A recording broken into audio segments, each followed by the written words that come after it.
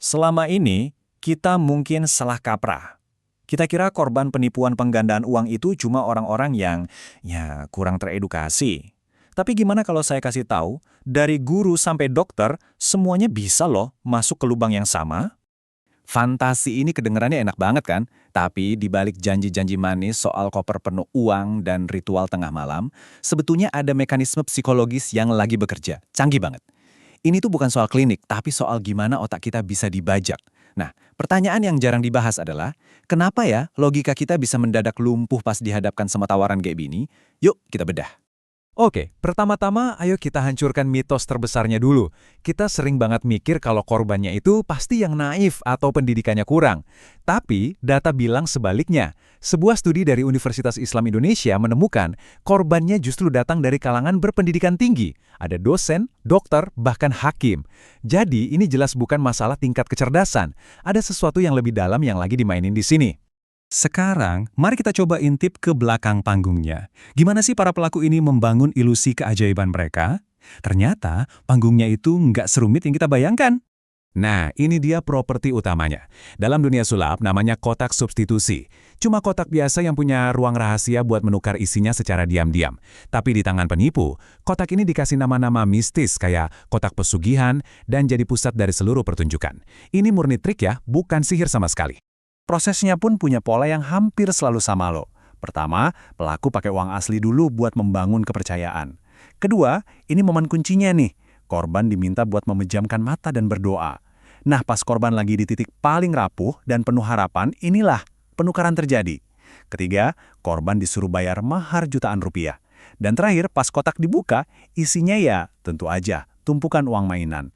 Dan jangan remehkan biaya mahar ini loh. Berdasarkan laporan-laporan kasus, biaya buat beli ramuan kayak minyak apel jin atau kembang kantil itu bisa sampai 20 juta rupiah. Ini poin pentingnya, si pelaku udah untung besar bahkan sebelum penggandaan yang udah pasti gagal itu terungkap. Oke, triknya udah kita bongkar. Tapi pertanyaan yang lebih dalam lagi, kenapa trik sesederhana itu bisa berhasil? Kenapa orang-orang pintar pun bisa terjebak? Jawabannya ada di dalam kepala kita sendiri. Profesor Kouncoro dari UGM menyoroti akar masalahnya. Katanya, kita ini hidup di zaman di mana nilai seseorang itu sering banget diukur dari apa yang dia punya. Nah, pola pikir materialistis inilah yang jadi pintu masuk utama bagi para penipu.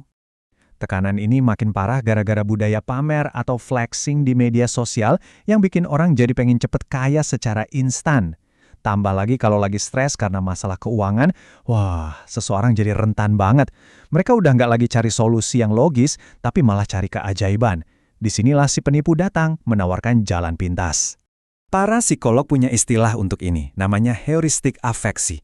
Ini adalah sebuah bias kognitif, di mana emosi dan perasaan kita mengambil alih proses pengambilan keputusan yang rasional. Jadi, ketika keinginan buat kaya atau tekanan buat lunasin utang itu udah kuat banget, emosi itulah yang membajak logika dan mengalahkan data yang jelas-jelas nunjukin kalau penggandaan uang itu mustahil.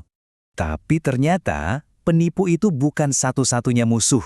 Musuh yang sebenarnya itu ada di dalam diri kita sendiri, keserakahan. Dan untungnya, sistem hukum kita udah punya cara buat melawannya. Ini membawa kita ke sebuah ide filosofis yang relevan banget. Eksistensi seringkali menghilangkan esensi. Maksudnya apa? Jadi saat kita terlalu sibuk ngejar simbol-simbol kekayaan atau eksistensi demi diakui orang lain, kita kehilangan esensi kita, yaitu akal sehat kita.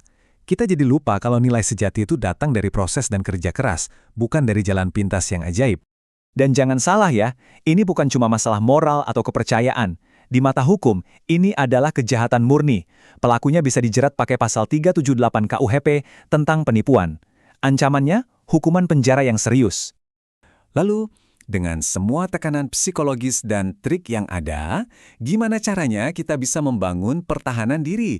Apa sih benteng terakhir kita? Hukum memang ada untuk menjerat pelaku, itu betul.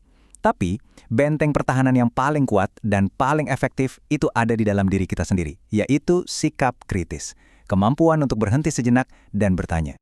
Jadi, lain kali Anda mendengar tawaran yang mirip-mirip kayak gini, coba deh tanyain satu pertanyaan sederhana ini ke diri Anda sendiri.